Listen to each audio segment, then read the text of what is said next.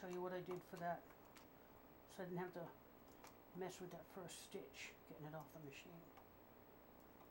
I'll show you that in just a second.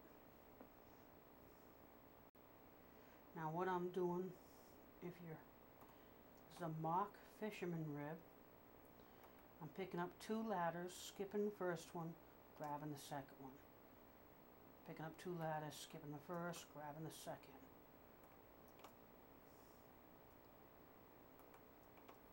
Oops. You don't want to grab, the whole thread, not just pieces of the thread.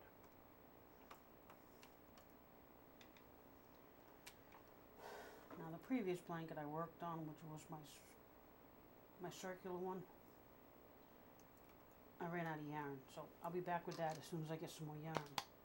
Okay, now what I did, I laid my block down because I don't want to go past my block, and I just pulled it forward so that the stitch is behind the latch.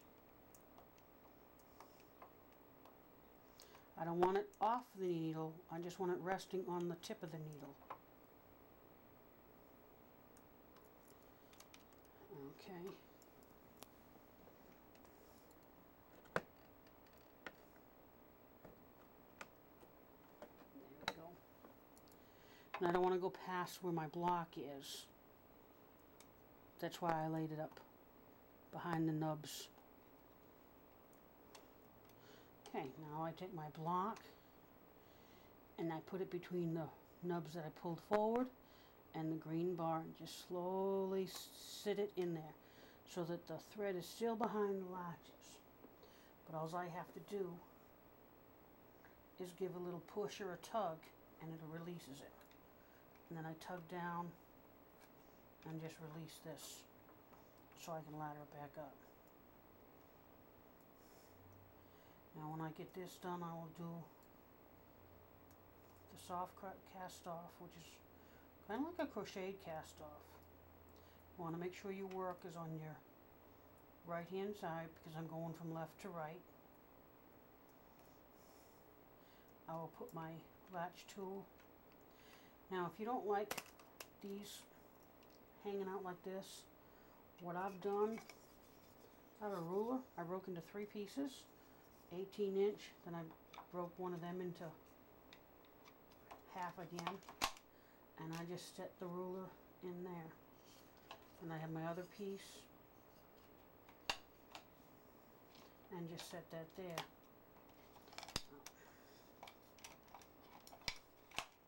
This way where it snapped kind of fits into it, kind of like a jigsaw puzzle. Okay, just give a tug. Sometimes a tug doesn't always work, but if you run your finger up it, that does. Now when I get closer to removing this portion of the blanket off the machine, I will remove my cast on comb and weights because I don't want to put stress on my stitches here. Now what I did when I finished up this last stripe, I knitted a row and then I did 1 row of ribbing so I could tell where my ribbing starts. Alright, that doesn't look right. Where my ribbing should start for the rib, for the band. That's what this is that you see right here. See, I'm not...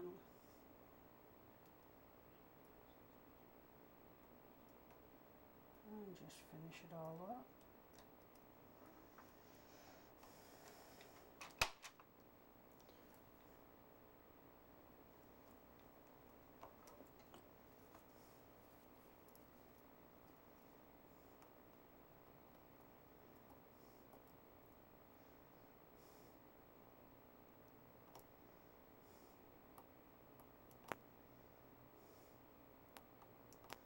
But I will get back to the round afghan.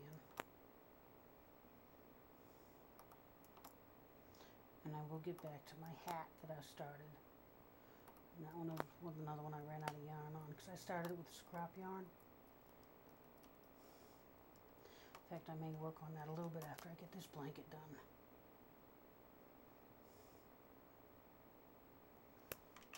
Oop, no biggie. I'll just carefully just pull half of it so I don't mess with that other row. You have to be careful you don't pull the whole thing. Now when I first started this, I stuck bobby pins at the bottom and undid several rows at a time. I have since found out that changes the tension of your work, and you really don't want to change the tension of your work. So I do it singularly now. I do just one row at a time.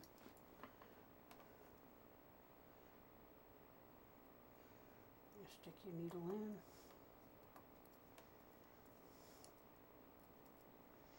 Actually, you could probably, if you wanted to make a latch tool and didn't have clothespins and had polymer clay, you can make a nice, comfortable handle with your polymer clay.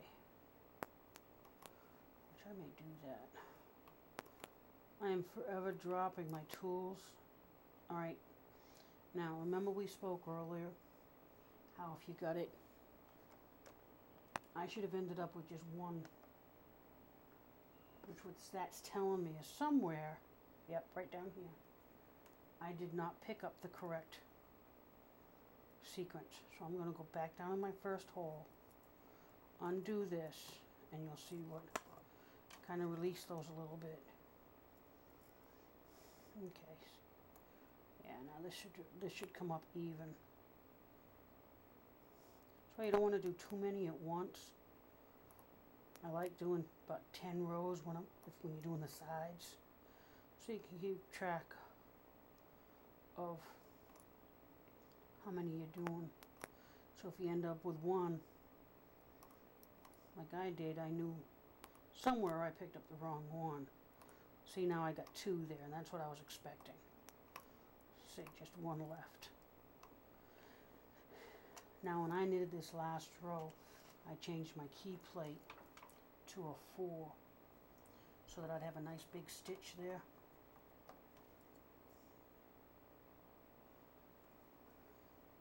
Because when I do my cast off, I want it nice and loose.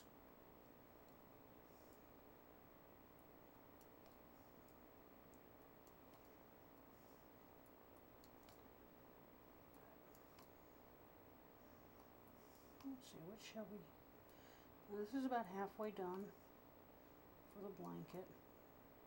I'm not going to film the next blanket, the next square of this blanket, because that would be redundant. Just watch these again. But when I start the 4th square, I will be back at that point.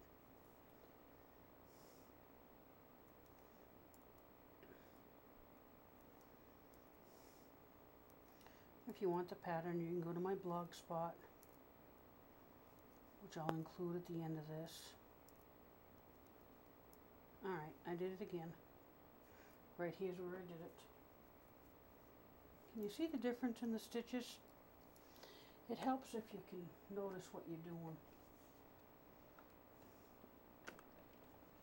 Okay, let it focus. See how this looks like this? This one looks like a star, and that one just looks like a bracket or something. Okay, so I'm going to go into my first stitch that started my border, undo all this, and do it again. I would rather take a few minutes and redo it than not have it look right. You want to make sure you don't catch anything but the thread that you're trying to grab.